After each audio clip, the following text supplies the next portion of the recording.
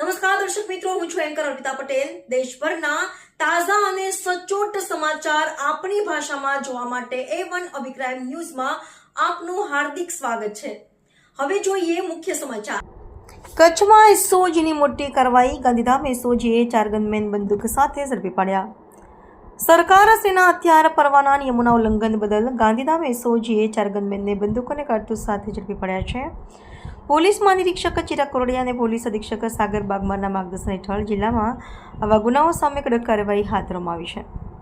ખાનગી બાતમીના આધારે એસઓજી ટીમે કંડલા ખાતે શિરોક હોટલની જૂના પોલીસ સ્ટેશન તરફ જતા માર્ગ પાસે દીનદયાળ પોર્ટ ટ્રસ્ટના ખાલી પ્લોટમાં તપાસ કરતા 4 ગનમેન ગેરરીતિ હથિયાર સાથે જોવા મળ્યા હતા। પૂછપરછ દરમિયાન ખુલ્યું કે તેઓ પાસે લાયસન્સ હોવા છતાં અત્રેના જિલ્લામાં સક્ષમ અધિકારી સમક્ષ નોંધણી કરાવી નહોતી અને ગેરકાયદેસર રીતે હથિયાર રાખી નોકરી કરી રહ્યા હતા।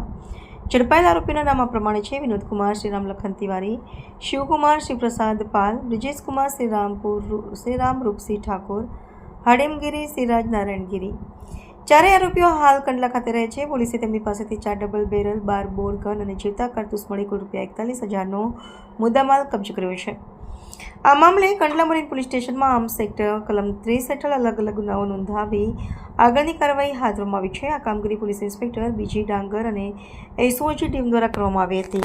રિપોર્ટર ભરત ઠાકોર, કચ્છ।